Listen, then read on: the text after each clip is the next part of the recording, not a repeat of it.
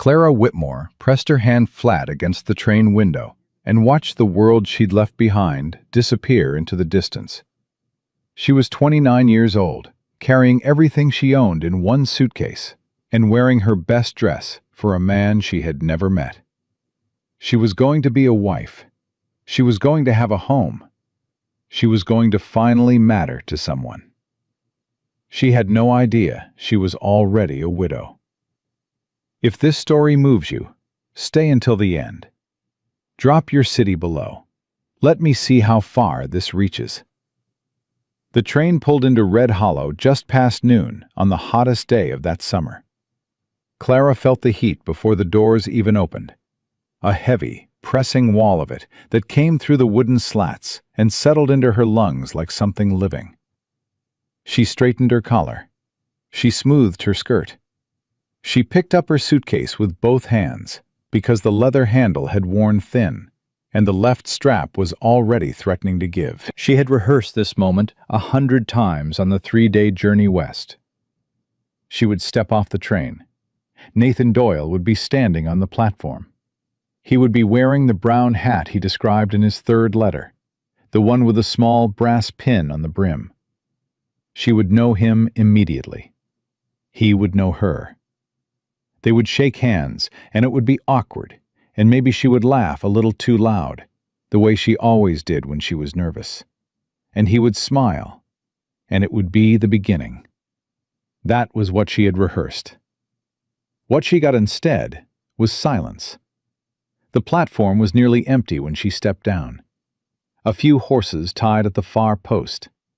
An older man sweeping sawdust near the depot door. 2 women in faded calico dresses standing together under the narrow strip of shade near the water barrel, watching her with an expression Clara recognized instantly. Pity dressed up as curiosity. She looked down the length of the platform. No brown hat. No brass pin. She waited 3 full minutes before she set her suitcase down and walked toward the depot window. The clerk inside was a thin man with sunburned ears and eyes that kept moving to something past her shoulder, like he was hoping someone else would handle this. "Excuse me," Clara said. "I'm looking for a man named Nathan Doyle. He was supposed to meet me here. She stopped, swallowed. "I'm his intended, Clara Whitmore." The clerk's hands went still on the papers he'd been sorting. He looked at her then, really looked at her.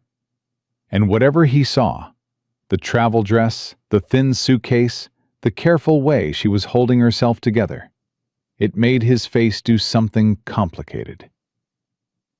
"Miss Whitmore," he said slowly, "you didn't receive the telegram." "What telegram?" He set the papers down entirely. "You'd better come inside." She didn't cry. That surprised her afterward, how completely she didn't cry.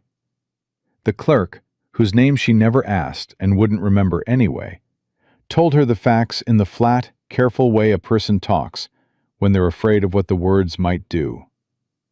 Nathan Doyle had been found 2 mornings ago at the edge of his own property, with 2 bullets in his chest. His ranch house had burned the same night. The sheriff was calling it a robbery gone wrong. Most of the town believed the sheriff about as far as they could throw him, but nobody was saying that out loud. Clara stood on the other side of the wooden counter and listened to all of it without making a sound. When the clerk finished, she asked one question. "Where is he buried?" "Out at the edge of the Doyle property, what's left of it." "Thank you," she said, and she picked up her suitcase and walked back out into the heat. Red Hollow was not a welcoming town. She understood that within 20 minutes of walking its main street. The building sat low and square and dusty, baking in the merciless July sun. The saloon was the largest structure by a significant margin, which told you something about the town's priorities. There was a general store with a handwritten sign in the window. Cash only, no exceptions.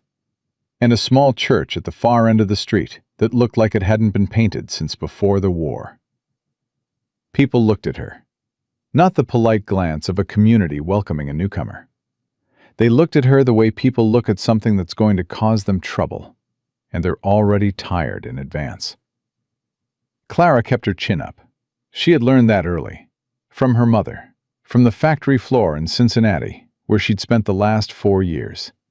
From every room where someone had made her feel like she didn't belong. You kept your chin up, and you kept moving, and you did not give anyone the satisfaction of watching you fold.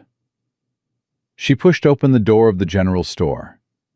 The man behind the counter was heavy-set, with a thick gray mustache and small eyes that assessed her like she was merchandise. "I need to ask about lodging," Clara said. "A boarding house or a room somewhere?" "Widow Ferris used to rent rooms," the man said.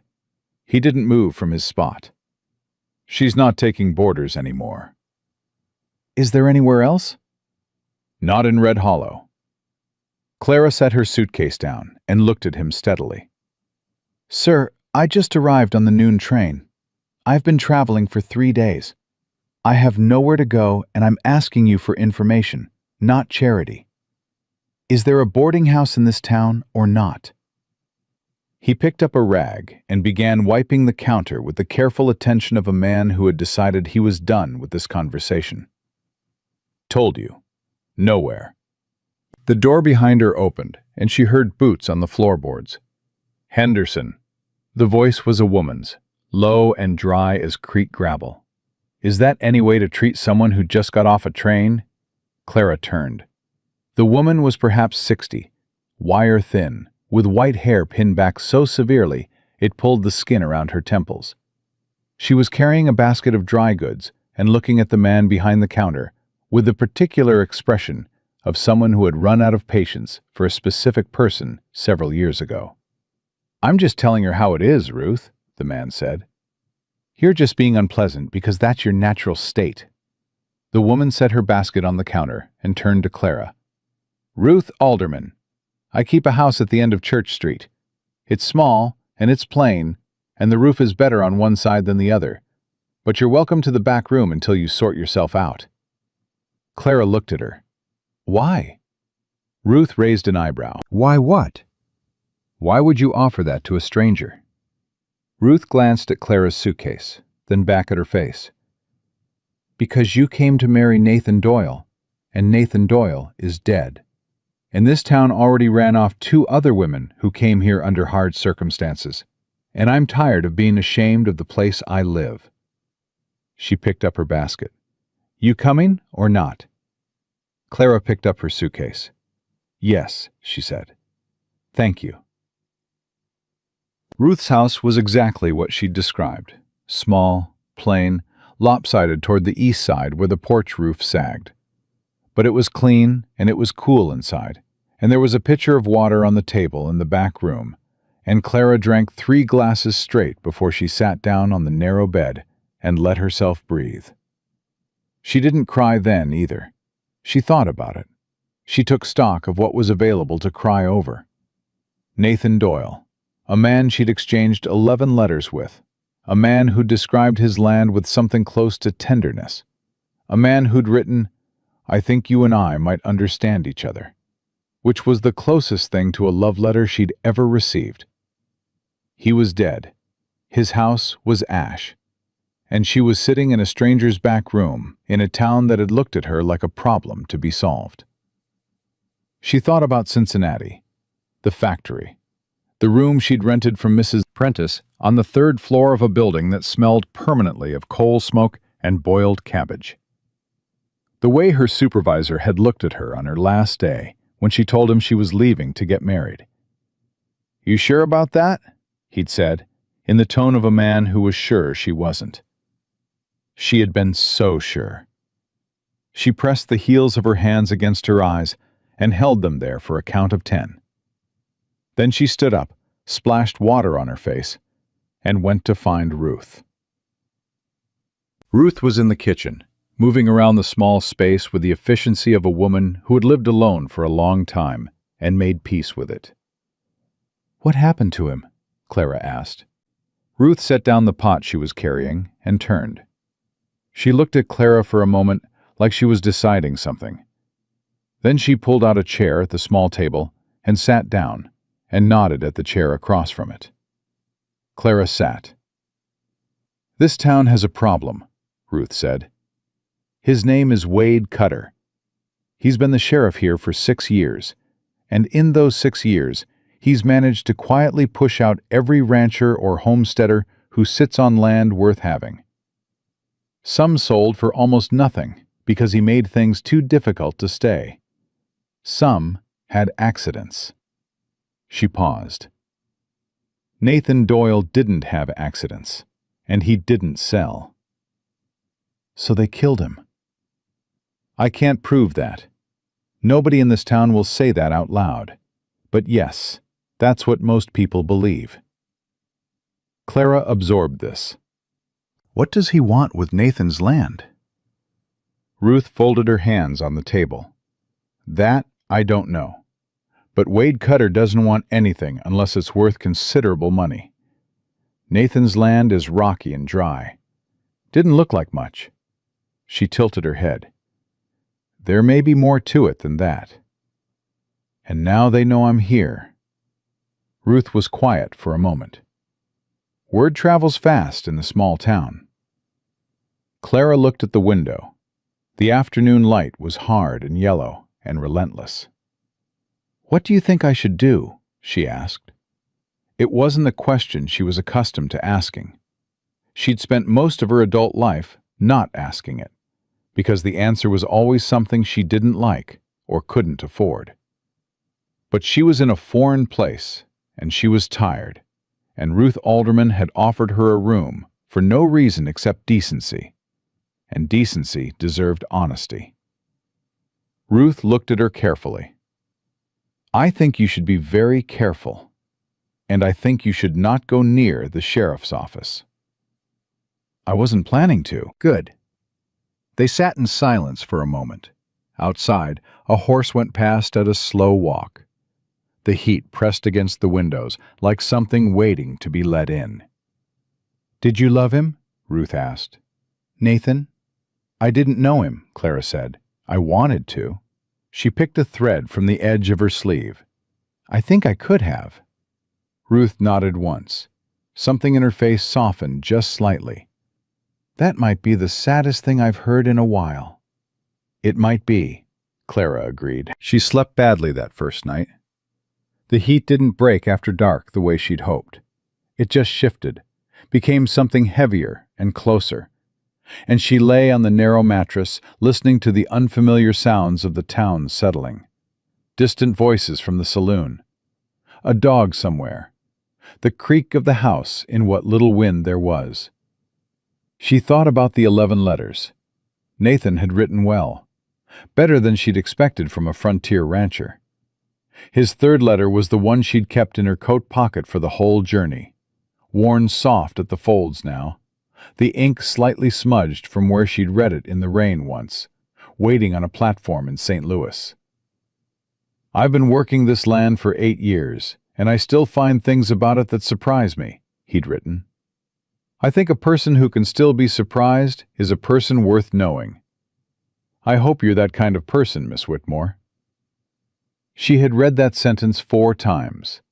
She had thought, "Yes, I am exactly that kind of person." She had written back, "I believe the capacity for surprise is the most important thing a person can hold on to. I have held on to it stubbornly for 29 years, and I don't intend to stop." He had written back 2 days later, "Then I think we'll get along just fine." She pressed the letter flat on the mattress in the dark and stared at the ceiling. "We'll get along just fine." She closed her eyes and didn't sleep until nearly dawn. The next morning, she made a decision. She was going to the Doyle property. She told Ruth over breakfast, plain cornbread and black coffee, both of which Clara ate and drank with genuine gratitude. Ruth looked at her over the rim of her cup. "I thought I told you to be careful." "You did. I'm going to be careful." "Going out to what's left of Nathan's land alone in the middle of July?" is not careful. I'm not going to do anything. Clara set down her cup. I just need to see it. I need to see the place he wrote to me about. He described it in every letter. The ridge that catches the morning light, the creek that runs cold even in summer, the way the mountains look at sunset. She looked at Ruth steadily. I know it sounds foolish. Ruth was quiet for a moment. Then she said, Take the road north, not the one by the mill. The mill road goes past Cutter's range and his men ride it regular. She stood and took the cups to the basin. And take water. The heat out there today is going to be murderous. The road north was empty in the early morning. Clara walked it with her skirts tied up above her ankles and her hair pinned under the wide-brimmed hat Ruth had pressed on her at the door. The sun was already high and mean, and the dust on the road was fine as powder and got into everything: her shoes, the folds of her dress, the back of her throat. She walked for an hour.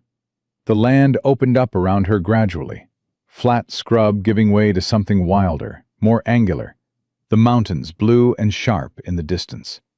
She could see why Nathan had loved it. Even dry, even blazing with summer heat, there was something about the scale of it that made the chest expand involuntarily. You felt small in it, but not the bad kind of small. The kind that reminded you the world was larger than your problems. She was thinking that, standing in the road taking stock of the quiet, when she heard the horses. She turned. 3 riders, coming from the direction of what looked like a ranch road to the east, cutting across toward the main track, moving at a deliberate pace, not rushing. The way men move when they're confident no one is going to challenge them. She recognized the one in front. She'd seen him yesterday, briefly, through the window of Ruth's house.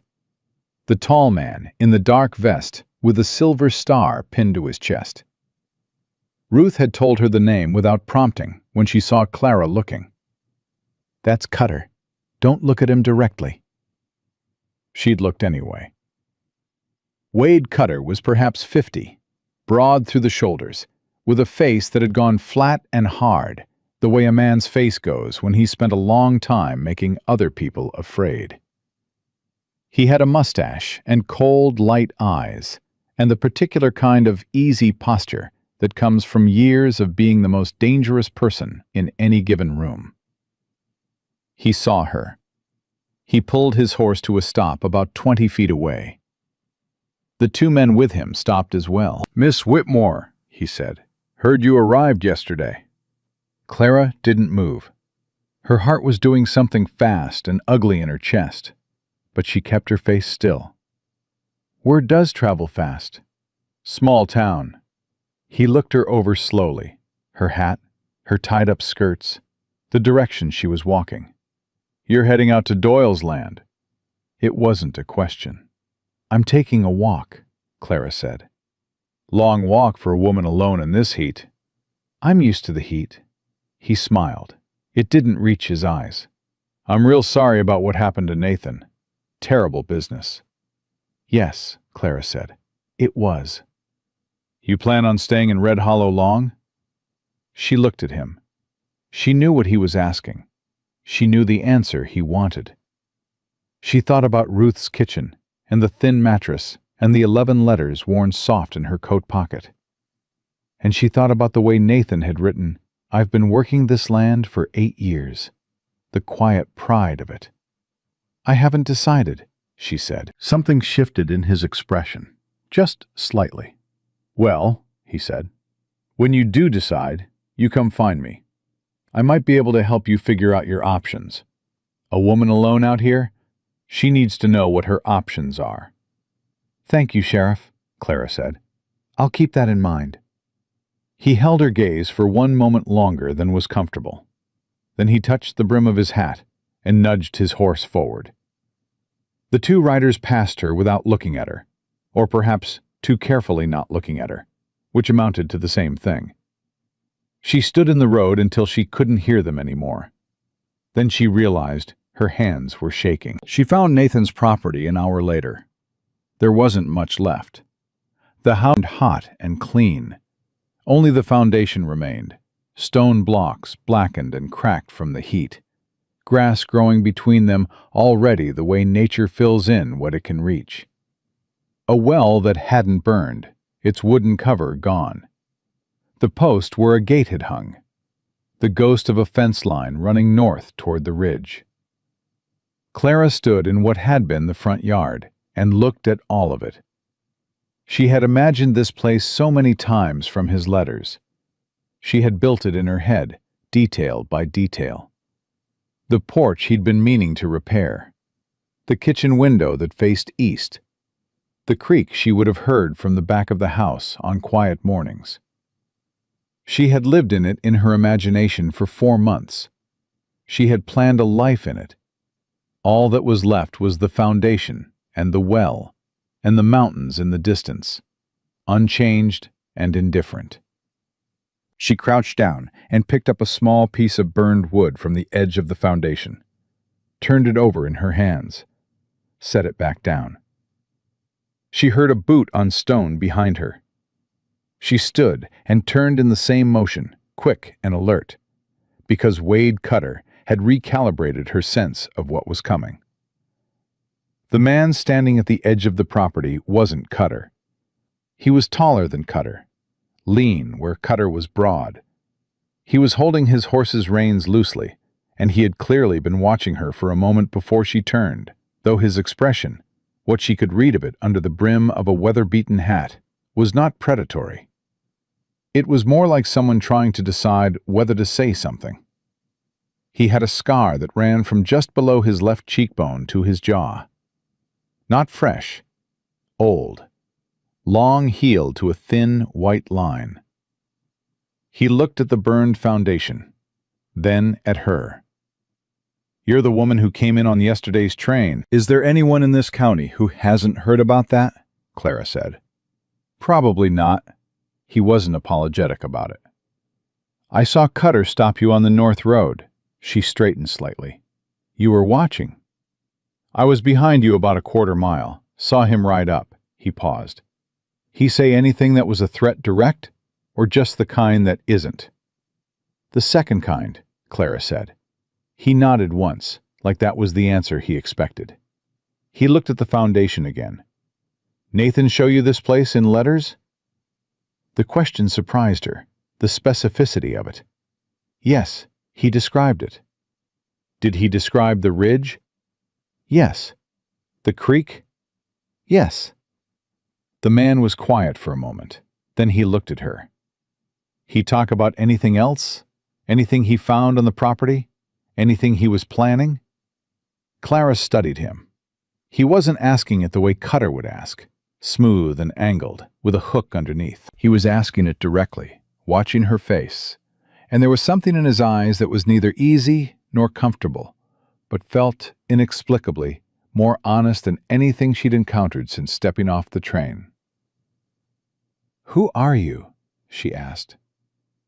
"Caleb Ryder." "Were you a friend of Nathan's?" A pause. "I knew him."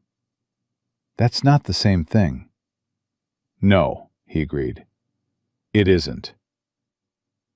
The sun was punishing overhead. She was sweating through the back of her dress, and her water was gone, and she had at least an hour's walk back to Ruth's house.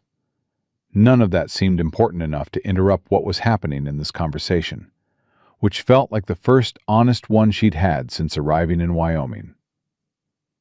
"He didn't mention anything unusual in his letters," she said. "But his last letter was different." Caleb was still. "Different how?" "He usually wrote about the land, the work, small things." She looked at the foundation. "His last letter was different. Shorter. He said—" She stopped, thought about whether she was going to say this to a man she'd known for 4 minutes. Decided she was past the luxury of caution. "He said there was something he needed to tell me when I arrived, that he couldn't put it in a letter. He said it was important, and that he trusted me to understand." Caleb's jaw tightened, almost imperceptibly, but she caught it. "When was that letter sent?" he asked. 3 weeks ago. He looked at the sky. Something passed through his expression that she couldn't name exactly. Not anger, not quite. Something heavier than anger. The weight of something he'd been carrying already. "You need to come away from this property," he said. "Right now." Why? "Because Cutter's men don't only ride the mill road, and they circle back on the north road in the afternoons. And you've already had one conversation with the sheriff today, which is one more than you should have had." He held out the reins of his horse. "I've got a second horse tied back on the ridge track. You can ride back toward town from there." Clara looked at his outstretched hand, the reins, the offer. She thought about every wrong decision she'd made based on trusting the wrong people at the wrong time. She thought about Nathan Doyle and his letters and his death and the burned foundation at her feet. She thought about the way Caleb Ryder had asked his questions, like a man who already knew some of the answers and was trying to figure out how much she knew. "Why do you care what happens to me?" she asked. He looked at her. For the first time there was something unguarded in his face. Not softness exactly, but the absence of whatever careful cover he'd been keeping. "Because Nathan sent a letter," Caleb said quietly. "Not to you, to me. And he said the same thing he said to you, that there was something he needed to tell me, that it couldn't go in a letter." He paused. "I got there 2 days too late." The heat pressed down on them both. A hawk turned slow circles above the ridge in the hard blue sky. Clara took the reins. "All right," she said. "Show me where the other horse is." They walked away from the burned foundation together, neither of them looking back. A woman with nothing left of what she'd come for, and a man with a debt he hadn't finished paying, heading up toward the ridge where the mountains were sharp and the air was fractionally cooler, and the trouble that was coming for both of them hadn't arrived yet. But it was coming. Clara could feel it, the way you feel weather before it breaks. Not a sound, not a sight, just a pressure in the air and the knowledge, deep and certain, that the sky is about to change. She kept walking. She kept her chin up, and she did not look back at the ashes. The second horse was a bay mare tied to a scrub oak on the far side of the ridge track, and she was better tempered than the situation deserved. Clara mounted without help. She'd grown up riding before Cincinnati took everything practical out of her life and replaced it with factory floors and coal smoke. And she settled into the saddle with the ease of old muscle memory, while Caleb watched her with a particular expression of a man recalibrating his assumptions. "You ride," he said. "I do a lot of things," she said. "Which way?" He didn't answer immediately. He mounted his own horse and sat there for a moment, studying the tree line to the east, with the focused stillness of a man who'd spent years watching distance for trouble. Then he said, "There's a cutoff trail that keeps us off the main road. Takes longer, but Cutter's men won't see us on it." "Then take it," Clara said. They rode in silence for a while. The heat was relentless overhead, and the trail wound through dry brush and cracked earth and the occasional twist of juniper that threw thin strips of shade across the path. Clara kept her eyes forward and her thoughts moving, which was how she'd always managed situations that threatened to overwhelm her. Keep the mind working. Keep the hands busy. Don't give the grief a door to walk through. Caleb rode slightly ahead, and she watched the set of his shoulders, the way he moved with his horse like it was an extension of something, rather than a separate creature. Whoever he was, he'd spent years on horseback. That much was clear. "How did you know Nathan?" she asked. He didn't turn around. "We rode together. Long time ago." "As rangers?" A pause that was just long enough to mean something. "Yes." "And then?" "And then we didn't." She let that sit for a moment. The trail bent west, and the mountains appeared briefly between two ridges, enormous and indifferent and beautiful. He never mentioned you in his letters. No, Caleb said. He wouldn't have. Why not? He pulled his horse to a stop and turned in the saddle to look at her. And his expression was not hostile, but it was closed. The face of a man who had decided years ago that some doors stayed shut. Because the last time Nathan and I saw each other, it didn't end well. And he was a man who kept hard things to himself. Clara looked at him. But he wrote to you. Yes. Which means whatever changed between you, he thought you were still the right person to trust. Something moved in Caleb's face. Not much, but it was there. A small, involuntary thing. The kind that gets past a man's defenses before he can stop it. He turned back to the trail without answering and nudged his horse forward. Clara followed. She filed the moment away, carefully. Ruth was on her front porch when they rode up, and the way her eyes went first to Caleb, and then to Clara, and then back to Caleb, told Clara that these two people had a history that also hadn't ended entirely well. "Ryder," Ruth said. Her voice was neutral in the specific way neutral is used as a weapon. "Ruth," he touched his hat brim. "She ran into Cutter on the North Road." Ruth looked at Clara. "I told you, I know what you told me," Clara said. "He came up behind me. I didn't have a choice about the conversation." She dismounted and handed the reins to Caleb, who took them without comment. "He asked me how long I was planning to stay." Ruth's jaw tightened. "And what did you tell him?" "I told him I hadn't decided." Ruth and Caleb exchanged a look. It was fast and complicated and contained at least 3 sentences of unspoken communication. The kind of look that only happens between people who've known each other through something serious. "She needs to know about the letter," Caleb said. "She knows about a letter," Ruth said carefully. "She doesn't need to know about yours." "Ruth," his voice was even. "Nathan is dead, and Cutter stopped her on the road this morning. She's already in it whether she knows the rest or not." Ruth looked at Clara for a long moment. Then she stepped back from the door. "Come inside," she said. "Both of you." The 3 of them sat around Ruth's small kitchen table in the thick afternoon heat, and Caleb put a folded piece of paper on the table between them. Clara looked at it. "Nathan's letter." "His last one." Caleb didn't unfold it. "He told me he'd found something on his land, something significant. He didn't say what in the letter, just said he needed to show me in person and that I should come soon." He paused. "He also said he'd met someone he thought was the right kind of woman, that she was coming out from Ohio." He glanced at Clara briefly.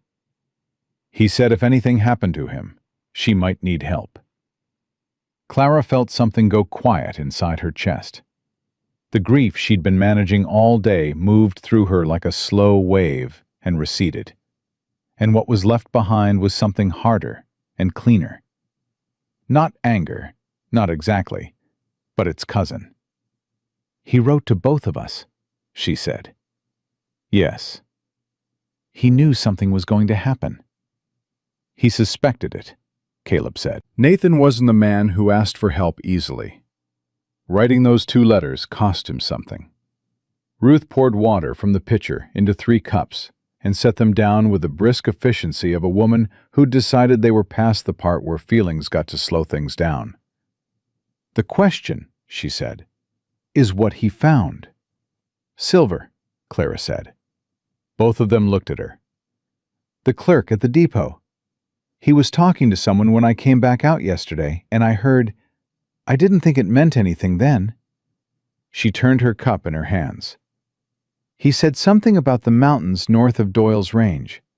Something about what a shame it was. The other man shushed him when he saw me coming."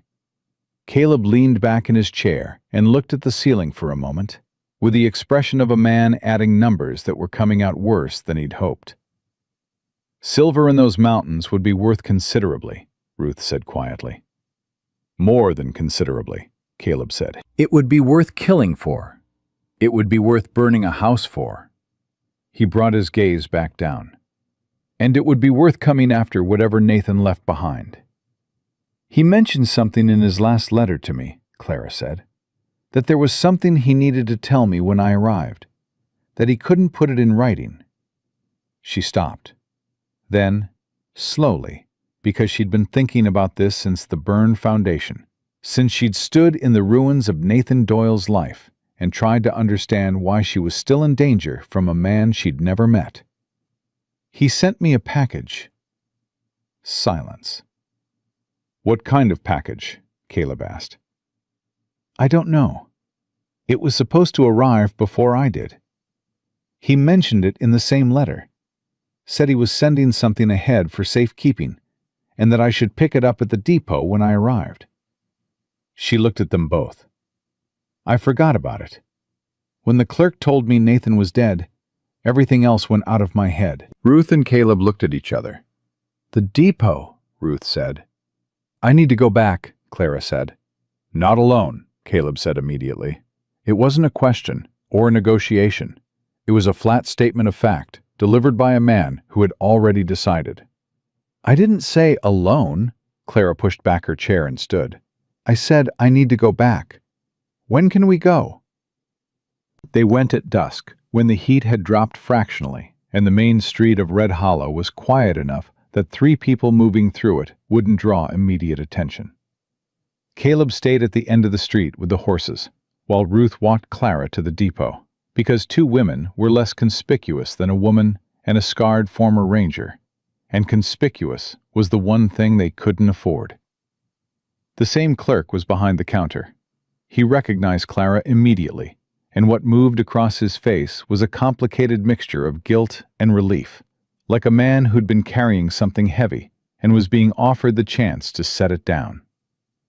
"Miss Whitmore," he said, "I wondered if you'd come back." "I was told there was a package for me," Clara said, "sent ahead by Nathan Doyle." The clerk looked at Ruth, then at Clara, then quickly at the door behind them. He leaned forward on the counter and dropped his voice. "It arrived 4 days ago. Before—" He stopped. "Before what happened? I put it in the back room. I didn't know who to give it to." He disappeared into the back and came out 2 minutes later with a flat oilskin packet, tied with cord and sealed at the edges with wax. Clara's name was written on it in handwriting she recognized from 11 letters. Nathan Doyle's careful, slightly leftward script. She pressed her hand flat on it and felt something rigid underneath the oilskin. "Miss Whitmore," the clerk said, low and rapid, "I have to tell you. Someone's been asking. 2 of Cutter's men came by yesterday asking if there was any unclaimed mail for Nathan Doyle, or any package addressed to his intended." He swallowed. "I told them I didn't have anything. They didn't believe me. They'll be back." "When?" Ruth asked. "Morning. That's what they said." Clara picked up the packet and tucked it inside her coat. "Thank you," she said. "You took a risk keeping this." The clerk looked at her with the eyes of a man who'd been making small, cowardly decisions for years, and was surprised to find himself making a different kind. "He was a decent man," he said simply. "Nathan Doyle was a decent man." "Yes," Clara said. "He was." They walked back out into the last of the evening light. In Ruth's kitchen, under the lamp, Clara cut the cord and peeled back the oilskin. Inside was a folded piece of paper, and beneath it, carefully wrapped in a second layer of oilskin, a hand-drawn map. Caleb picked it up and studied it without speaking. His jaw was set. Clara watched him read it and knew from the careful way he was holding the paper that he was seeing something that confirmed something he'd already suspected, and that the confirmation was not a silver, he said. 4 deposits, all on land that runs north along Nathan's Ridge. He set the map flat on the table. This is a surveyor's map. Nathan paid someone to do this proper. That's what they're looking for, Ruth said. This is evidence, Clara said. Not just of the silver. This is evidence that Nathan had legal claim to file before anyone else. If Cutter knew about this... Cutter knew, Caleb said. Or suspected. That's why he moved when he did. He folded the map back carefully. And now we have it. Clara looked at him. What do we do with it? Federal marshal, Ruth said immediately. Wade Cutter is a county sheriff, not a federal man. If we can get this to a federal marshal... Nearest federal office is 2 days' ride, Caleb said. Then you ride, Ruth said. Caleb looked at Clara. I'm not leaving her here. I don't need... Clara started. Cutter's men are coming to the depot in the morning, Caleb said. When they find out the package is gone, they're going to start looking. The first place they'll look is here. He glanced at Ruth. She can't stay in this house. Ruth absorbed this without flinching. She'd lived in Red Hollow long enough to know the precise geography of danger in it. Where then? My cabin's 2 hours north in the hills, Caleb said. Cutter's men don't know about it. Nobody in town does except... He stopped. Except who? Clara asked. He was quiet for a beat too long. Except Nathan. And Nathan's dead. It should have been reassuring. Clara noted that it wasn't. There was something in Caleb's hesitation that she didn't have enough information to read yet, and she didn't like not having enough information. Tell me what you're not saying, she said. He looked at her. His face was closed again, but there was something behind it. Something tired, like a man who'd been keeping a story at arm's length for a long time and could feel it catching up. Not tonight, he said. Tonight we move. Tomorrow I'll tell you everything. Why not tonight? Because tonight we need to pack light and leave before anyone sees a lamp burning too late in Ruth's window. He stood up. And because some things are easier to say in daylight. Clara held his gaze for 3 seconds. She counted them. Then she said, All right, tomorrow. But you will tell me. Yes, he said. And unlike the half answers he'd been giving her all day, this one landed like a complete sentence. I will. They left Ruth's house in the dark with Clara's suitcase stripped down to the barest essentials, the 11 letters, a change of clothes, the oilskin packet under her arm. Ruth stood at the door and held Clara's hand for a moment before they went. You're braver than you know, Ruth said quietly. I'm not brave, Clara said. I'm angry. It looks similar from the outside. Ruth almost smiled. Don't let him close you out, she said, with a small nod toward Caleb where he stood with the horses. He does that. It's not deliberate, it's just... She paused. He lost something important a while back, and he's still working out how to carry the weight of it. We all are, Clara said. Yes, Ruth said, but his particular weight has your name on it, or close enough to it. She squeezed Clara's hand once and let go. Be careful. Clara walked to the horse. The night was hot and deeply dark, the kind of dark that only exists far enough from a city that there's nothing to push it back. The stars overhead were extraordinary, the kind of sky Clara had not seen since childhood, before Cincinnati and its permanent coal haze had made her forget that a sky like this existed. She did not have time to appreciate it. Caleb handed her the reins without a word and mounted his own horse, and they moved out of Red Hollow quietly, at a walk, taking the back alley behind the church that Ruth had told them would keep them invisible from the saloon and the sheriff's office. They made it 3 blocks before the sound started. Hoofbeats. More than 2 horses. Coming from the direction of the mill road. Caleb said one word, low and flat. Ride. Clara didn't hesitate. She pressed her heels in, and the bay mare responded immediately. And they were running before the thought had finished forming.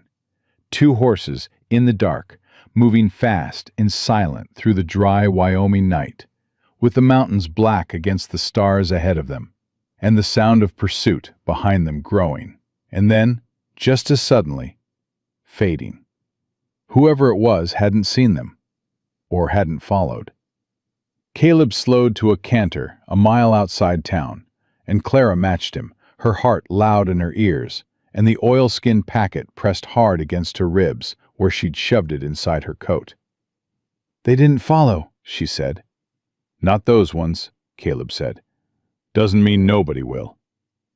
They rode north toward the hills, and the dark swallowed them whole. And behind them, Red Hollow sat quiet and dangerous, and unaware that the map it had killed a man for was already out of its reach. For now, the cabin was exactly what Clara expected from a man who lived alone by choice. Spare, functional, and carrying the particular silence of a place that had never had to accommodate another person's presence. Caleb lit a single lamp and set it on the table without ceremony. The ride had taken just under 2 hours, and neither of them had spoken much, which suited Clara because she'd spent the time thinking hard about Ruth's parting words. "His particular weight has your name on it." She hadn't asked what that meant. She intended to ask now. She set her suitcase down and put the oilskin packet on the table and looked at him. "You said tomorrow. It's tomorrow." He had his back to her, hanging his hat on the peg by the door. He was quiet for a moment, not the quiet of a man who hadn't heard, but the quiet of a man measuring how much a truth is going to cost. He turned around. "Sit down," he said. "I'd rather stand." He looked at her for a beat. Then he pulled out the chair on his side of the table and sat down himself, and laced his hands together on the table, and looked at them for a moment like he was reading something written there. "Nathan and I were rangers together for 6 years, he said. "We rode into a lot of bad situations and rode out of most of them. He was the best man I ever worked alongside. Honest to a fault. Didn't know how to let a wrong thing go unchallenged, which is a good quality and a dangerous one." Clara waited. 3 years ago, we were sent after a man named Garrett, gunrunner. He'd been moving weapons to some very bad people across the territory, and the Ranger Service wanted him stopped. He paused. "We caught him, or we thought we did. Garrett had a brother nobody knew about. Younger, quieter, more careful. The brother got away while we were dealing with Garrett." His jaw tightened. The brother's name was Wade. Clara felt it land before he finished the sentence. Cutter. Wade Cutter was born Wade Garrett. He changed his name when he came north. Got himself appointed sheriff in a county where nobody knew his history. Caleb looked up from his hands. Nathan recognized him. About 4 months ago, Nathan wrote me about it. Said he'd seen Cutter in town and knew exactly who he was. Said he was building a case, gathering what he could, being careful. His voice went flat. He wasn't careful enough. The lamp flame moved in a draft from somewhere, and the shadows shifted across Caleb's face. And Clara stood very still and let the full weight of what he'd just said settle through her. "You knew who Cutter was when you found me at Nathan's property," she said. "Yes." "You knew he wasn't just a corrupt sheriff. He was already a wanted man." "A man the Rangers thought was dead, yes." "And Nathan's letter to you wasn't just about the silver." "No." Caleb's voice was steady, but there was something underneath it. Something that had the texture of guilt. It was about both. He said he had the map, and he had a way to identify Cutter as Garrett. He needed me to take both to the federal marshal's office because he didn't trust anyone local. He stopped. He sent that letter 3 weeks ago. I was in New Mexico. It took 2 weeks to reach me and 3 days to ride here. He looked at her directly. I was 4 days too late. Clara breathed slowly through her nose. She was not a woman who fell apart in front of people. She was not going to start now. But the grief and the anger were moving through her in alternating waves, and she needed a moment to let them pass before she spoke. He trusted you, she said, even after whatever happened between you. He had no one else he could trust.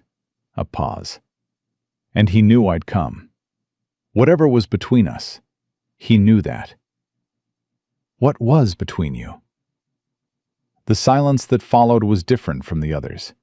Heavier. Caleb looked at the table, and something crossed his face that was rawer than anything she'd seen from him yet. I had a family, he said. Wife and a daughter. 7 years old. He stopped, started again. After the Garrett case, the brother came back. He didn't come for me. He came for them. His voice didn't break, but it went very quiet, the way a voice goes when it's carrying more than it can hold, and it knows it. Nathan was supposed to be watching the house. He got pulled away on a call. He blamed himself. At the time, I blamed him too. Clara sat down. She hadn't meant to. Her legs made the decision independently. Caleb, she said. It wasn't his fault, he said, fast and definitive, like a sentence he'd had to practice saying. I know that now. Took me 2 years to know it. That's why I never answered his letters after. That's why he knew when he finally wrote again and I came. He knew I was coming, because I was finally done being wrong about it. The lamp burned steadily between them. Outside, something moved in the brush, and they both heard it, and both went still. And Caleb's hand moved to the rifle, leaned against the wall, with the automatic speed of a man whose instincts had never fully left the work. A pause. Then nothing. A night animal. That was all. Caleb set the rifle back, and Clara let out a breath she hadn't known she was holding. We need to sleep, he said. A few hours at least. They won't come tonight. They don't know about this place. You said that before, Clara said, and then said Nathan knew about it. Nathan is dead. Nathan told someone about his land, about the silver. Information got out somehow. She looked at him. Are you certain he didn't tell anyone about this cabin? The pause was brief, but she caught it. No, he admitted. I'm not certain. Then we sleep light, Clara said, and we figure out in the morning how to get that map to a federal marshal before Cutter figures out it's gone. Caleb nodded once, and she saw something in his face that was neither relief nor gratitude exactly, but was in the neighborhood of both.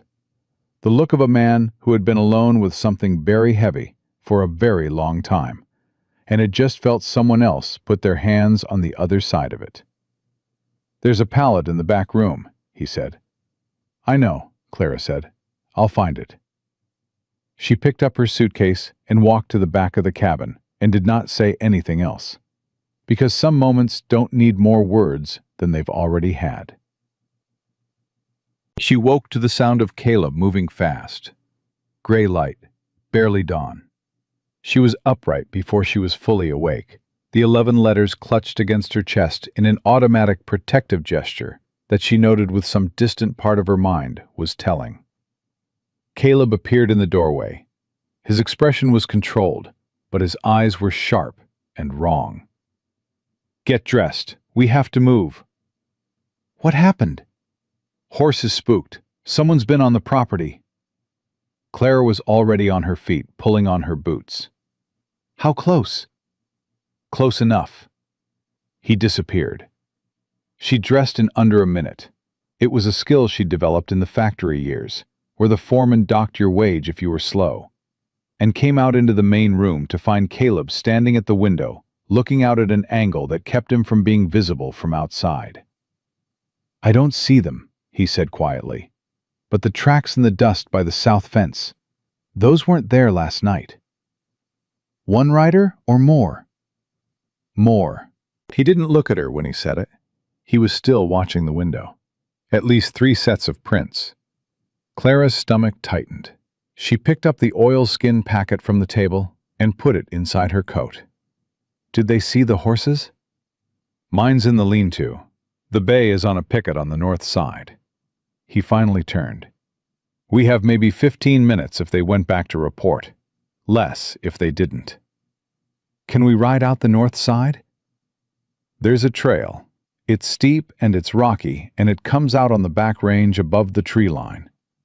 He looked at her steadily. "It's the kind of ride that tells you a lot about a person." "Then you're about to learn something about me," Clara said. "Let's go." The North Trail was exactly as advertised. It was barely a trail at all. More a suggestion of a path through rock and dry brush, climbing sharply enough that the horses had to pick their way with care, and Clara leaned forward in the saddle and kept her weight balanced, and didn't speak, because speaking would have required breath she needed for other things. They were 3/4 of the way up when the first shot sounded. It cracked off the rocks below and to the left, not close, but not distant either. They'd found the cabin. Clara's horse flinched sideways, and she brought her back with a hard pull and pressed forward without looking down. Caleb was ahead of her on the trail, and she heard him swear once, quiet and precise, and then say, "Keep moving, don't stop." She kept moving. The second shot came before the echo of the first had finished, and this one was closer. Close enough that she heard it cut the air somewhere to her right. And her whole body went cold and electric at once, in the way it does when something very dangerous has just passed very near. She didn't stop. She came over the top of the ridge behind Caleb with her heart hammering and the packet hard against her ribs, and the mare blowing hard beneath her. And she pulled up beside him and looked back down the slope. 3 riders at the tree line below. Too far for accurate shooting with a pistol, which was what they appeared to have. One of them had a rifle, but was fighting with a horse that didn't want to take the rocky ground. "They won't follow up the back slope," Caleb said. "The trail's too exposed. They'd be in the open the whole way, and we're above them." "They'll go around," Clara said. "Yes." He was already reading the terrain east, calculating. "There's a pass about 4 miles east. If they know it, they can cut us off at the lower end of the back range." "Do they know it?" "Cutter's been riding this county for 6 years. He looked at her. "Yes." "Then 4 miles, Clara said. "How fast can we get 4 miles?" "Faster than them if we start now." They started now. The race across the back range was the most purely terrifying thing Clara had done in her adult life. And she had done some terrifying things. She had crossed a city on foot during the riots of '71. She had told her factory supervisor to his face that he was cheating the women on her floor out of their wages. She had packed a suitcase and boarded a train to marry a stranger. This was worse. The terrain was uneven and treacherous, and they were moving at a speed that left no margin for a misplaced hoof or a hidden drop. And Clara rode with everything she had. Every year of her childhood on horseback, every instinct she'd retained through a decade of city life. And she stayed with Caleb stride for stride and didn't fall. When they came down off the back range and hit the lower trail, and Caleb pulled to a stop, she almost didn't stop in time and nearly came off the mare before she got her pulled back. "Pass is clear," Caleb said, reading the trail ahead. His chest was heaving slightly. "We beat them!"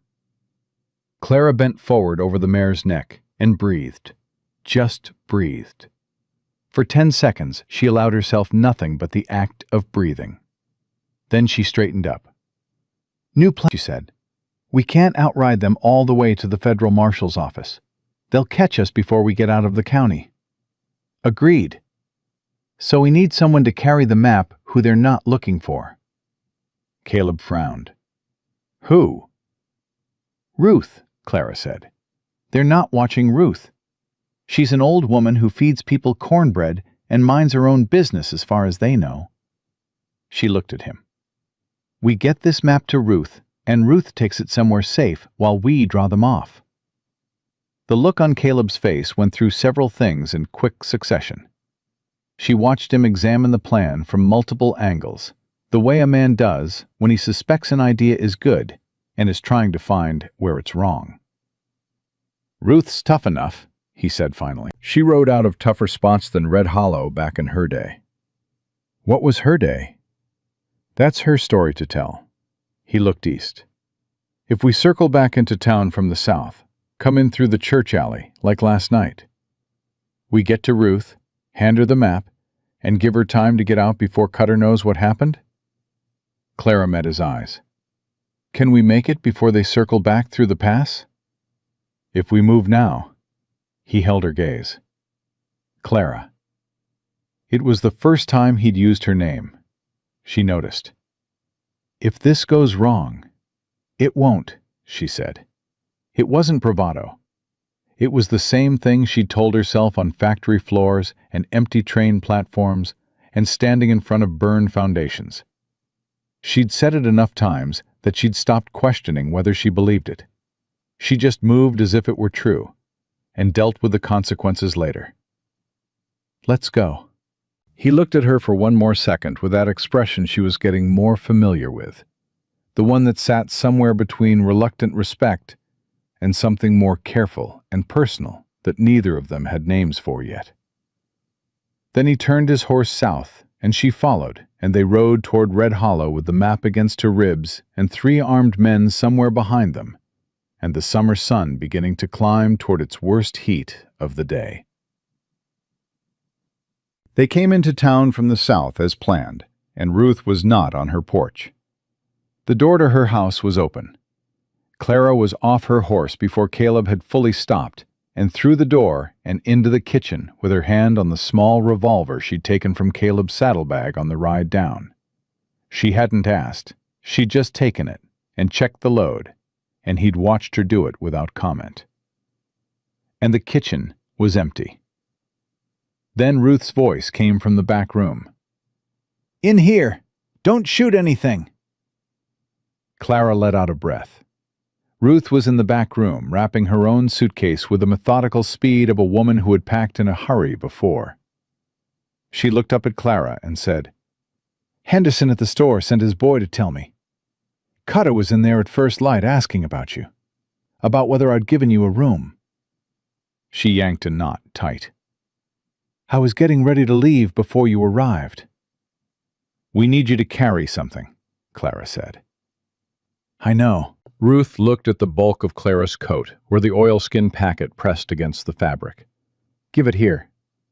Clara pulled it out and handed it over. Ruth didn't look at it. She opened her blouse at the collar, tucked the packet flat against her sternum, and refastened herself with 2 buttons. Then she put on her good coat, despite the heat. "Where will you go?" Clara asked. "I have a sister in Cheyenne." Ruth picked up her suitcase. "Her husband is a federal judge." She paused, and something in her expression went briefly and privately satisfied. The look of a woman who has been holding an ace for just this kind of moment. "I've been waiting 8 years for a reason to visit her." Clara stared at her. "You knew," she said. "You knew all along that you had someone who could—" "I needed something worth bringing," Ruth said simply. "A dead rancher in a scared town don't move federal judges. A surveyor's map of illegal silver claims and proof that a wanted criminal is operating as a county sheriff?"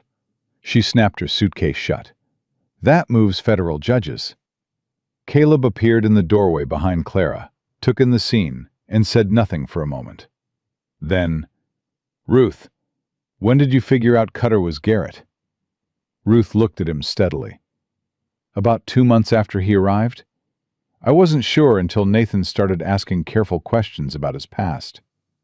She picked up her suitcase. I've been building a quiet case of my own, Ryder. I just needed someone brave enough to carry the loud half of it. She looked at Clara. Turns out she came in on the noon train. Clara felt something move through her that wasn't quite laughter and wasn't quite tears. It was the feeling of finally understanding the shape of something you've been standing inside of, seeing all its edges at once. Go, Caleb said. South Road. It's clear for another hour at most. Ruth walked to Clara and held her hand for exactly 2 seconds. No longer. Be more careful than you've been, she said firmly. Then she walked out the door and was gone. Clara stood in the empty kitchen. The lamp from last night was still on the table, burned down to nothing. Now what? She said. Caleb checked the load on his rifle. Now we give her enough time to get out of the county. He looked at Clara. And now we let Cutter find us. Clara turned slowly and looked at him. That's your plan? We let them find us? We let them find you, he corrected. Specifically you, without the map. He needs to believe you still have it. It's the only thing that keeps him from riding after Ruth. And what keeps him from just shooting me when he finds me? He needs to know where the map is first. Caleb's voice was level and flat and certain in the way of a man who'd made plans like this before and understood their costs. He won't shoot you until he's sure he has what he needs. And once he's sure? He won't get that far, Caleb said. Because I'll be there before that. Clara looked at him for a long moment. The morning heat was building through the walls of the house, and outside she could hear Red Hollow starting its day. A horse, a door, someone calling across the street. Normal sounds, oblivious sounds. The sounds of a town that had no idea what was happening in one small kitchen at the end of Church Street. You'd better not be late, she said. I wasn't late this time, he said quietly. I won't be again. It landed differently than she expected. She felt it go through her and settle somewhere deep, and she didn't examine it too carefully because this was not the moment. She lifted her chin. All right, Ryder, she said. Let's finish this. The plan was simple, the way all dangerous plans are simple. Clean on the surface, full of places where everything could go wrong underneath. Clara walked out of Ruth's house alone. She walked down the main street of Red Hollow, with her head up and her hands visible, and the empty coat pressed flat against her ribs, where the oilskin packet had been. And she walked like a woman who was carrying something important, because that was exactly what Cutter needed to believe. She made it half a block before Henderson stepped out of the general store. He didn't say anything. He just looked at her with those small, careful eyes, and then looked past her toward the sheriff's office at the far end of the street. And the look was so obvious, it might as well have been a shout. Clara kept walking. She went to the depot. It was the most logical place for her to be. A woman alone in a hostile town. No lodging, no allies she could name.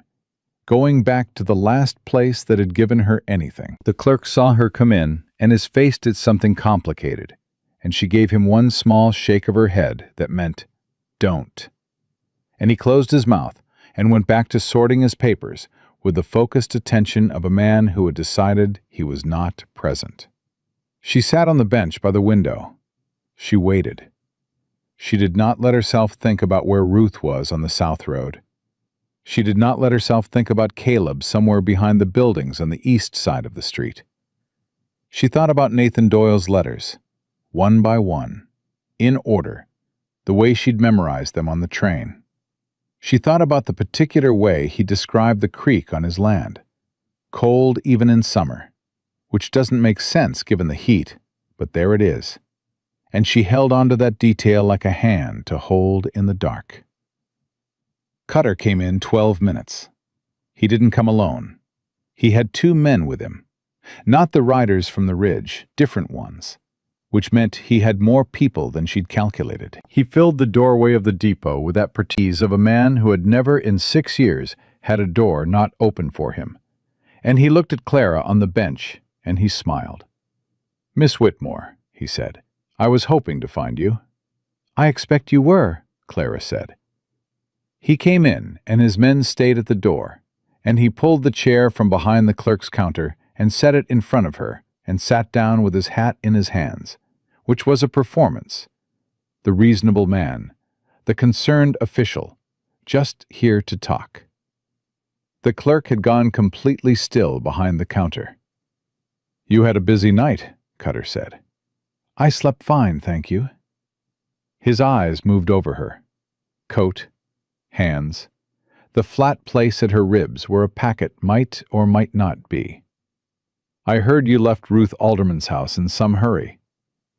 "Ruth's roof leaks." "Does it?" He turned his hat brim between his fingers. "And you spent the night where exactly?" "That's my business." He studied her for a moment. The smile stayed, but something behind it cooled by several degrees. "Miss Whitmore, I'm going to be straightforward with you, because I think you're a straightforward kind of woman. You came here to marry Nathan Doyle. Nathan is gone. There is nothing left for you in Red Hollow. What I'd like to do is help you get on a train and go back to wherever you came from, with enough money in your pocket to start fresh." Clara looked at him steadily. "How much money?" "Enough." "How much is enough, Sheriff?" Something shifted in his posture. Slight. The adjustment of a man recalculating. $200, he said. Cash. Today. The clerk's papers rustled faintly and went still. Clara let the silence sit for 3 full seconds before she said, "Nathan left me something." Cutter didn't move. Not a muscle. It was the stillness of a man who had been waiting for exactly this, and was now very carefully not showing it. "Is that right?" "He sent a package ahead of before he died. The clerk here held it for me." She paused. "You already knew that. What was in it?" "I don't know yet." She held his gaze. "I haven't opened it." It was a calculated half-truth. She had opened it, but he didn't know that, and if he believed she hadn't, it meant he still needed her. Caleb had been right about that. Cutter wouldn't move against her until he knew the map was in hand. "Where is it now?" Cutter asked. "Safe." "Miss Whitmore." "I'll trade you," Clara said. He stopped. "Whatever Nathan left me," she said, keeping her voice flat and businesslike. The voice she'd used in 4 years of factory negotiations, where the only leverage you had was the ability to stay calm while the other person lost their patience. "I will give it to you willingly, in exchange for 2 things. First, the $200 you just offered. Second, a written statement in your hand saying that Nathan Doyle's death was a robbery gone wrong and that no further investigation is warranted." She looked at him. "I want it in writing because I want to make sure we understand each other." Cutter looked at her for a long moment. She watched him read her, the calm face, the direct eyes, the hands folded in her lap. She watched him decide what kind of woman he was looking at. A desperate one who'd stumbled onto something valuable and was trying to cash out safely. That was what she needed him to see. "Where is the package?" he said again. "Bring me the money and the paper, and I'll take you to it." He stood up slowly, put his hat back on. "You'll stay here." "I'm not going anywhere, Sheriff," Clara said. "I've got nowhere to go." He walked out. His 2 men stayed at the door. Clara looked at the clerk. He was staring at his papers like they contained the secrets of the universe. She could see his hands trembling from across the room. She clasped her own hands tighter in her lap and breathed slowly and thought, "Caleb, where are you?" He came back in 20 minutes. 20 minutes was a long time to sit on a hard bench with 2 armed men in the doorway and the knowledge that everything depended on timing you couldn't control. Clara spent it memorizing the grain of the floorboards and keeping her face arranged in the expression of a woman calculating her odds, which was accurate. Cutter set an envelope on the bench beside her. Beside it, a folded piece of paper. She picked up the paper first, read it. It said what he'd promised. His handwriting, his signature, the statement she'd asked for. It was also, she noted, a confession. Maybe not one he'd intended as such, but a written statement from the county sheriff declaring Nathan Doyle's death closed and no further investigation warranted, was, in the hands of a federal judge, exactly the kind of document that asked more questions than it answered. Ruth would understand that when she saw it, except that Ruth didn't have it yet, and wouldn't have it unless Clara could get it out of this room. She looked at the envelope, didn't touch it. The money. It's there. I'd like to count it. His jaw tightened. Count it. She opened the envelope with steady hands and counted $200 in bills, and replaced them, and folded the envelope, and put it in her coat pocket. Then she put the folded statement in her other pocket. Now, Cutter said, the package. It's not here, Clara said. I told you it was safe. It's with someone I trust. The two men at the door moved fractionally. She felt it rather than saw it. Who? Cutter said. I'll take you to them. She stood. That was the arrangement. He looked at her with those flat, light eyes, and she looked back at him, and neither of them moved for a full second that felt considerably longer. All right, he said. Lead the way. She walked toward the door, and the two men stepped apart to let her through. And she walked out into the full heat of the morning, with Cutter one step behind her, and two armed men flanking. And she turned north on the main street and walked. She walked past the general store. She walked past the saloon. She walked past the church, and the sound of Cutter's boots behind her was steady and deliberate, and she could feel his patience thinning, the way you feel weather change.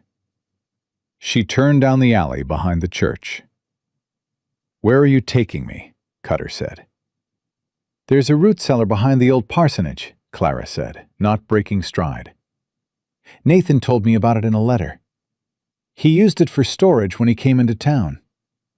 He said if anything happened, he'd leave what mattered somewhere no one would think to look. It was a complete invention. Nathan had mentioned no such thing, but a root cellar behind an unused parsonage was exactly the kind of place a careful man might leave something, and it was exactly far enough off the main street to put some distance between this conversation and any witnesses. She needed Cutter in the alley. She needed Caleb in the alley, too. She pushed open the gate at the back of the churchyard and stepped through into the dry, weedy space behind the parsonage building and turned around. Cutter was 3 steps behind her. His men flanked him. There's nothing here, one of the men said. Give me a minute, Clara said. It's the far side of Miss Whitmore. Cutter's voice had dropped all of its performance, just flat and cold and finished. I think we've run out of patience with each other. He reached for her arm, and the voice came from the top of the churchyard wall. Cutter!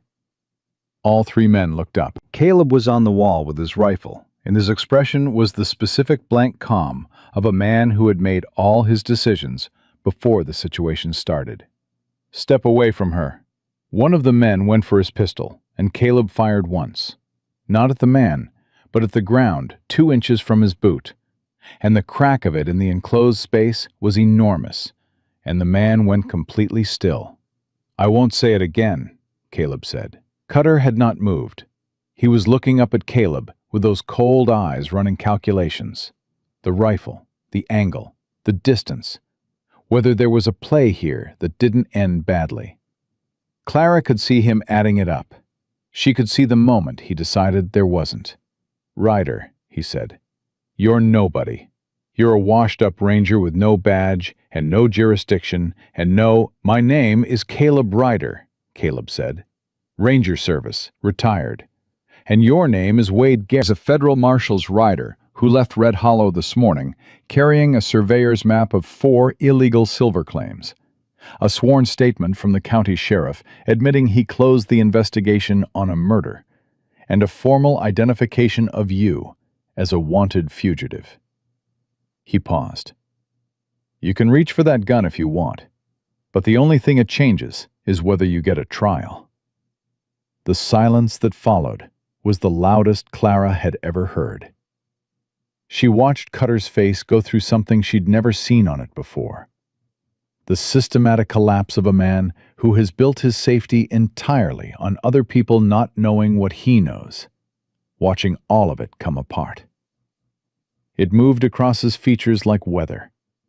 Rage first, then something that was almost fear, then a hard, flat nothing that was worse than either.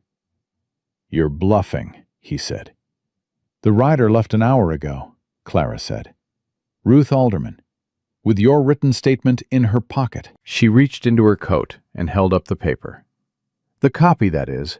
She has the original." Cutter looked at the paper. He looked at Caleb on the wall.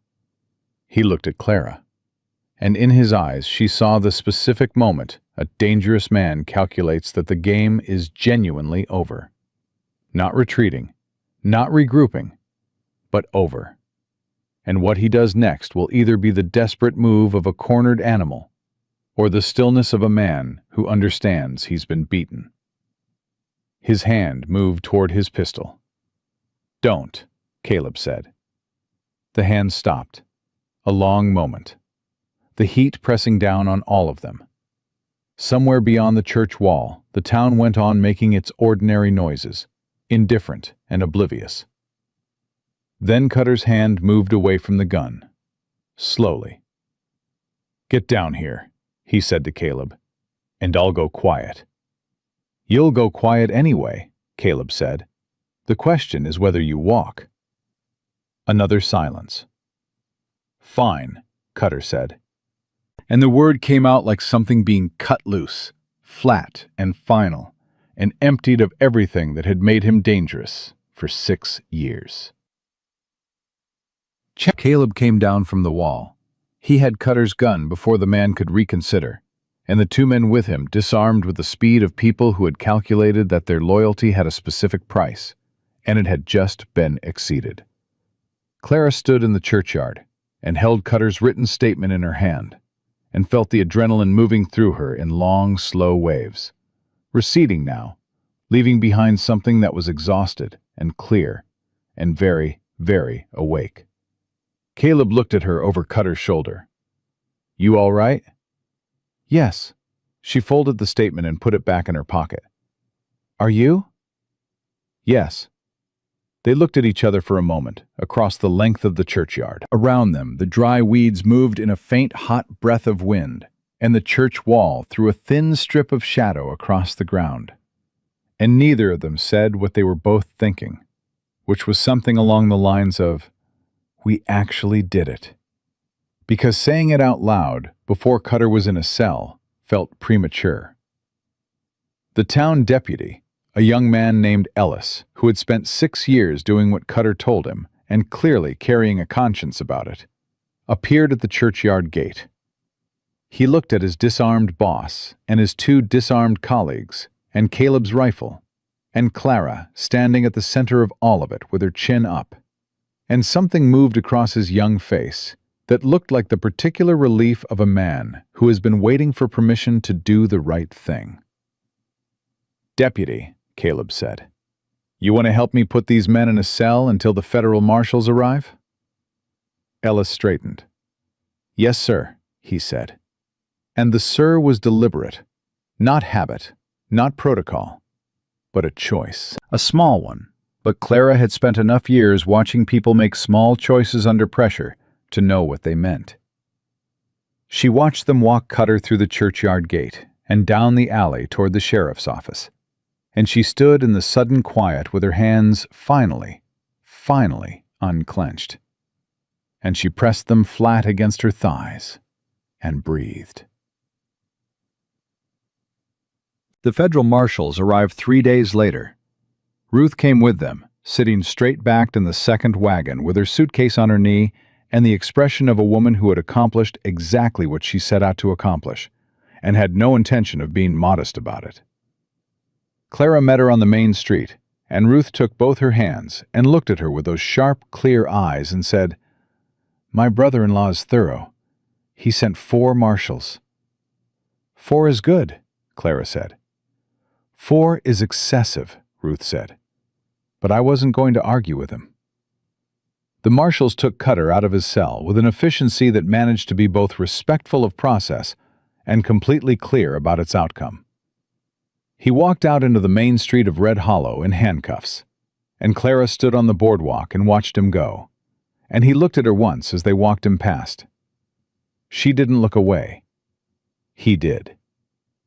That was enough. Around her she heard the town exhale, not dramatically, not with shouting or celebration, but in the quiet collective way that a place exhales when something heavy has been lifted off it. Henderson came out of his store and stood on the boardwalk, not saying anything.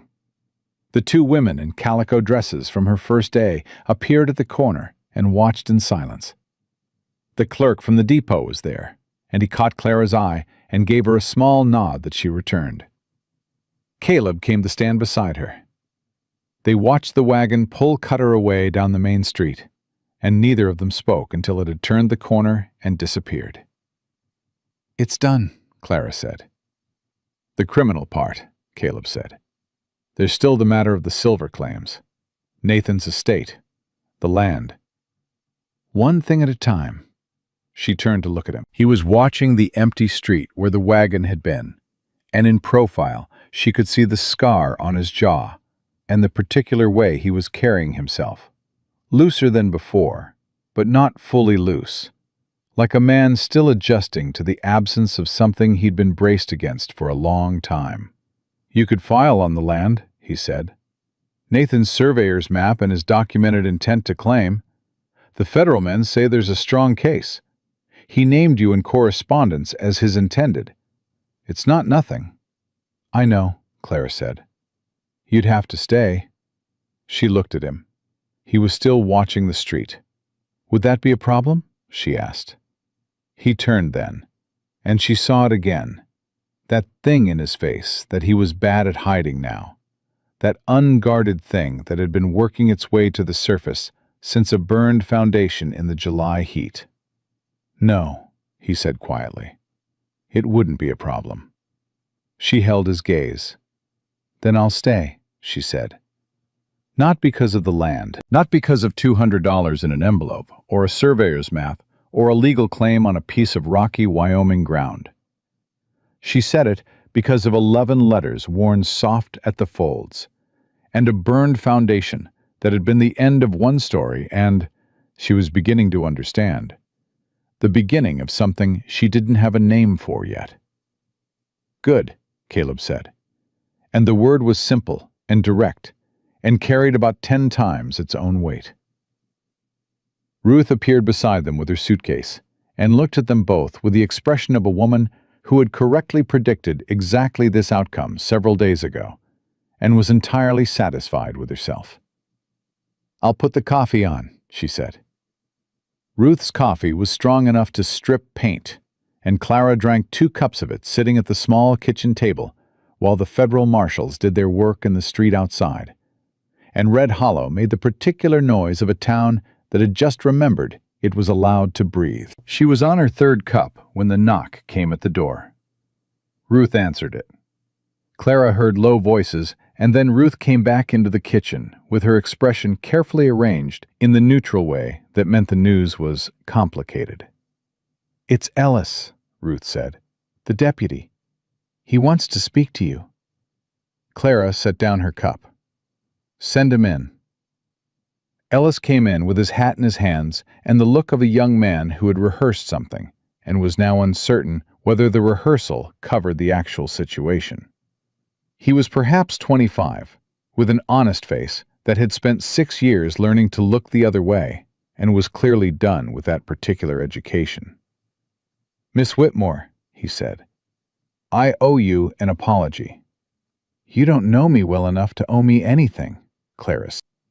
I knew what Cutter was doing. He turned his hat brim. Not all of it. Not Nathan Doyle specifically. But I knew he was pushing people off land. I knew men were getting hurt. And I kept my head down. He stopped. I kept my head down because I had a wife and a baby coming. And I told myself that was reason enough. Clara looked at him. "Is the baby here?" He blinked. "Yes, ma'am. 3 months old." "Boy or girl?" "Girl." "Then here's what you do," Clara said. "You do the job right from now on. You do it the way you'd want someone to do it if it were your daughter who needed it." She held his gaze. "That's the apology, not the words, the doing." Ellis was quiet for a moment. Then he nodded, once and definitive, the nod of a man accepting terms he intended to keep. "Yes, ma'am." He put his hat back on. "There's something else." The marshals found papers in Cutter's office. Land transfer documents. Properties he'd acquired over the past 6 years by pressure or fraud. "The federal men are saying most of those claims are going to be voided." He paused. "Nathan Doyle's property is on the list." Clara went still. "What does that mean?"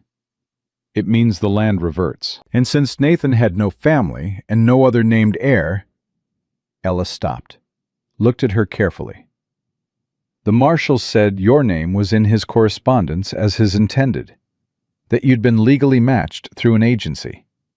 It's not a marriage, but it's documented intent, and combined with what you went through to protect his claim..." He shrugged. "They're saying there might be a way to argue for the property." Ruth, leaning in the doorway, made a sound that was not quite a word but conveyed considerable satisfaction. Clara pressed both hands flat on the table. She thought about the burned foundation, the well that hadn't burned, the ghost of the fence line running north toward the ridge. She thought about Nathan writing, "I've been working this land for 8 years, and I still find things that surprise me." "Tell them I'll speak to them this afternoon," she said.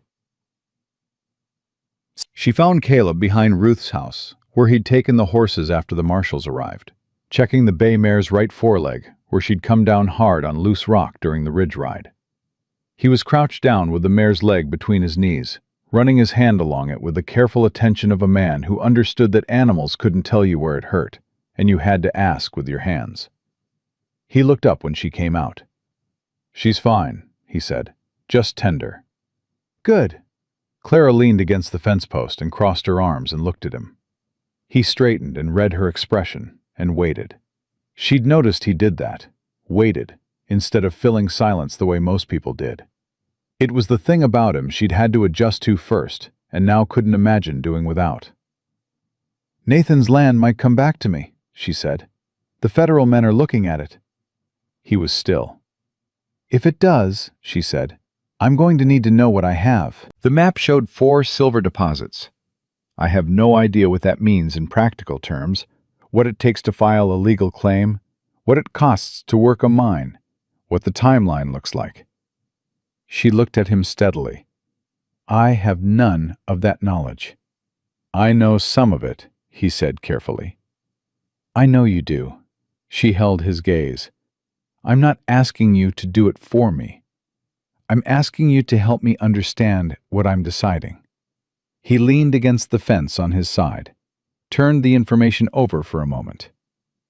"Filing the mineral claim is the first step. That's federal paperwork. The marshals can help with that while they're here, which is the right time to do it."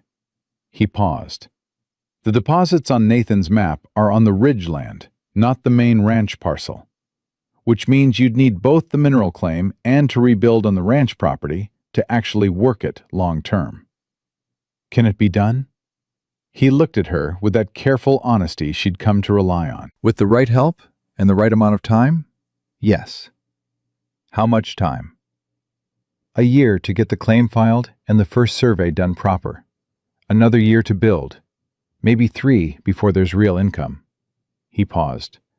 It's not a quick thing. It's a long thing. I know how to do long things, Clara said. I did 4 years on a factory floor. She looked past him at the mountains in the distance. Nathan believed in that land enough to die for it. I'm not going to let that be for nothing. Caleb was quiet for a moment. Then, you'd need to winter here. First winter on the frontier is not— Caleb. He stopped. I'm staying, she said. I told you that. I meant it. Something in him that had been held at careful distance moved perceptibly closer. She could feel it the way you feel a change in air pressure. Not dramatic, not sudden, but real. All right, he said. Will you stay? She asked.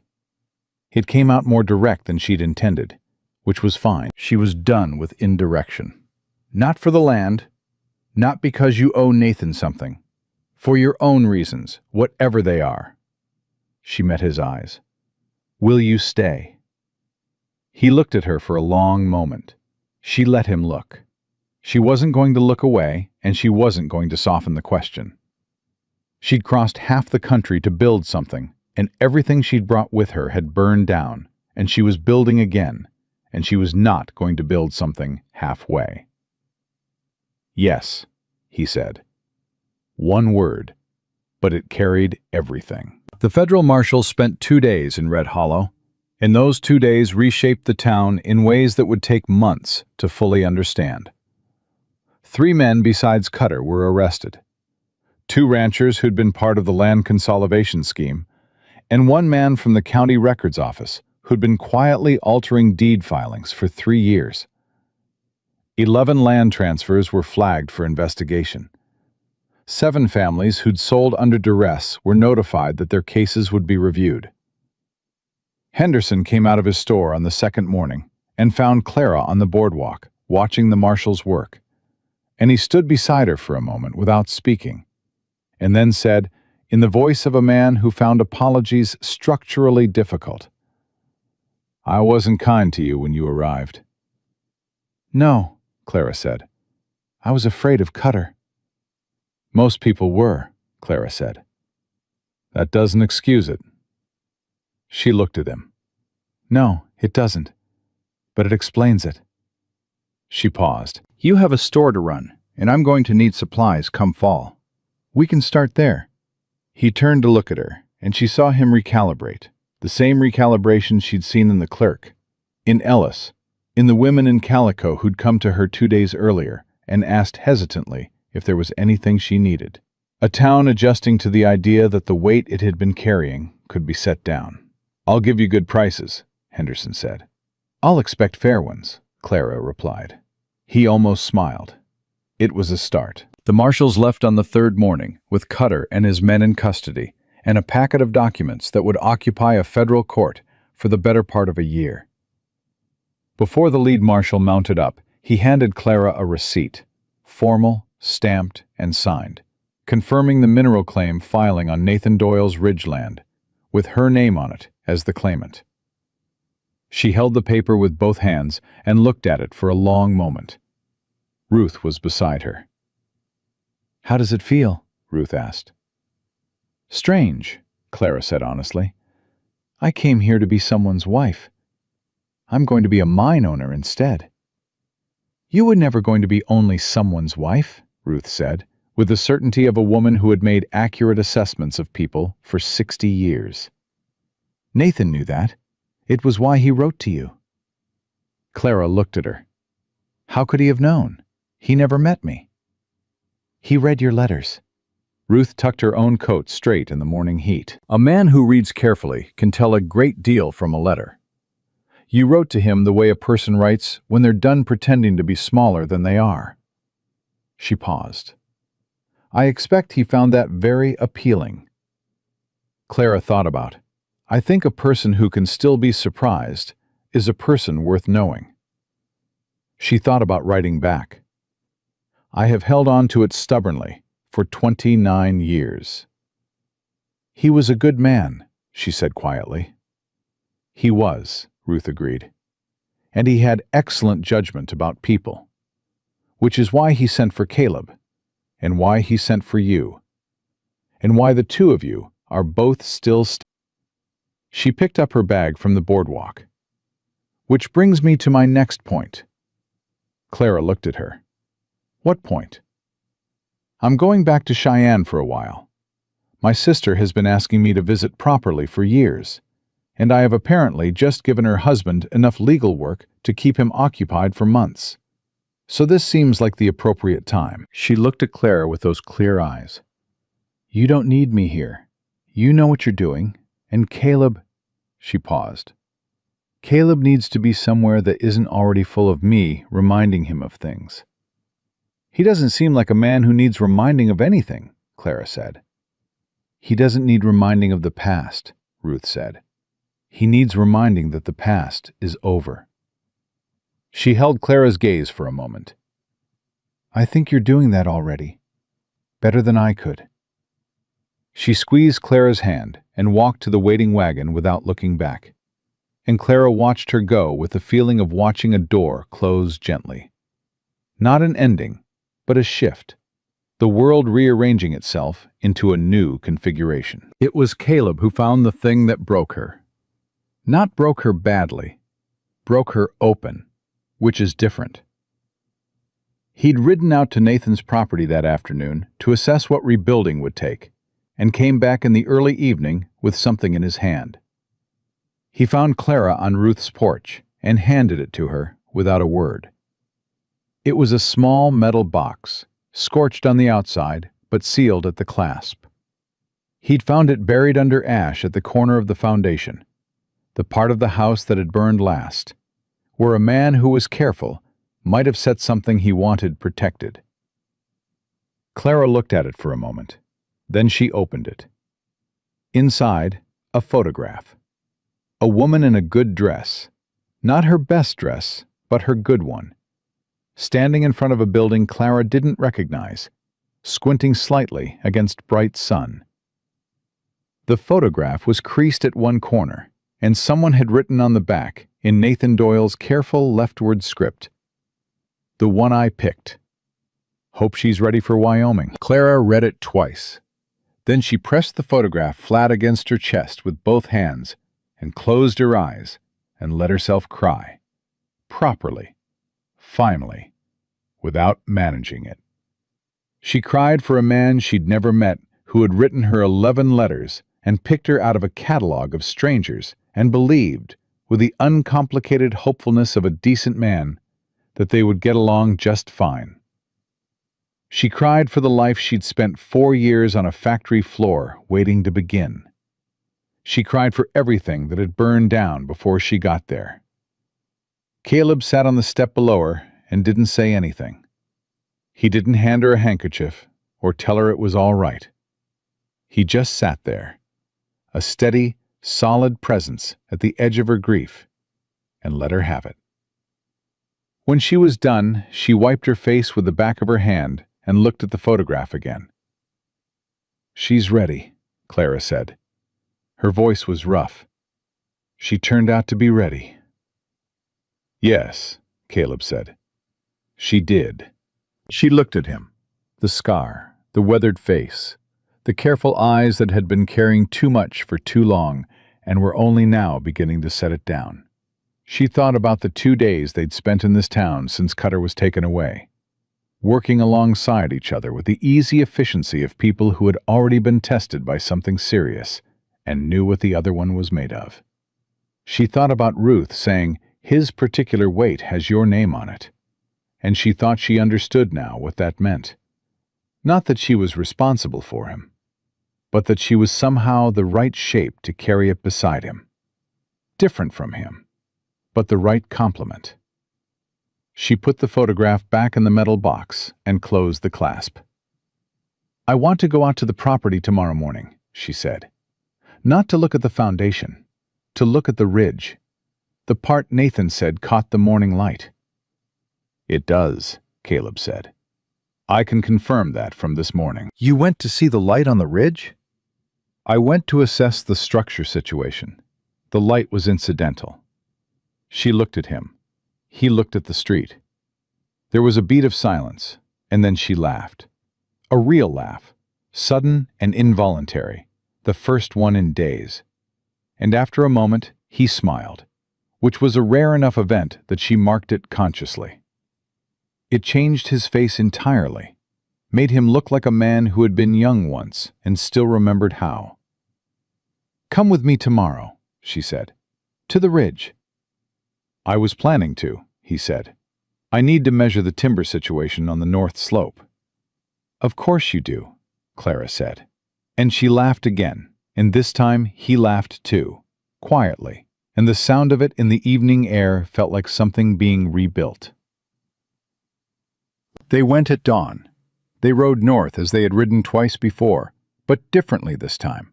No guns, no pursuit, no map pressed against her ribs. Just two horses moving through the early morning and the heat already building, and the mountains ahead. She didn't tell him about the letter she'd written. Not yet. She'd written it the night before, sitting at Ruth's kitchen table under the last of the lamp oil. A letter to her mother in Pennsylvania. The first one in 3 months. She'd described Red Hollow. She'd described what had happened, the short version, the version that would hold together without requiring her mother to sit down first. She'd described Ruth. She'd described the land. She'd described Caleb last, briefly, in terms her mother would understand. "There is a man here who has been a help to me. He is not an easy man to know, but he is honest, which I have decided is the quality I value most. I think you would approve of him. I think I will keep him around and see what happens." Her mother would read between those lines with the ease of 29 years of practice. They came up onto the ridge as the sun cleared the mountains. The light did what Nathan had promised, fell across the rocks and the dry grass in long, warm bands, turned everything briefly golden before the day hardened into its summer business. Clara pulled her horse to a stop and sat in the saddle and looked at it, and felt Nathan Doyle's ghost stand quietly beside her for one moment. Not sad, not accusatory, but something like satisfied. And then move on. "The one I picked. Hope she's ready for Wyoming." She was ready. Caleb stopped beside her. He didn't look at the light. He looked at her. "What are you thinking?" he asked. It was the first time he'd asked. She'd done most of the asking in this partnership. Asked for honesty, asked for help, asked him to stay. She marked that he was asking now. "I'm thinking about the first letter I wrote to Nathan," she said. "He asked what I was looking for. I told him I was looking for a life that was actually mine. Not borrowed, not given. Mine." She looked at the ridge. "I didn't get the one I was looking for." "No," Caleb said. "I got a better one," she said. He was quiet. Then his hand moved across the small distance between their horses and covered hers on the reins. Not romantic, not performed, just a hand over a hand, the simplest thing in the world. The gesture of a man who had been alone with something heavy for a very long time, and had finally found the right place to set it down. She turned her hand and held his. They sat on the ridge in the morning light above the land that was hers, that had been bought with loss and held with courage, and was only now beginning to become what it was supposed to be. And neither of them said anything. Because some things are better kept between the moment and the mountains. Far below, Red Hollow was waking up. Ordinary sounds, ordinary morning. A town that was smaller than its fear had made it, and larger than its courage had believed. It would not become a great place overnight. It would become one slowly, the way a damaged thing becomes whole, through the patient accumulation of better days. Clara looked out at all of it. She had crossed half a country to find this.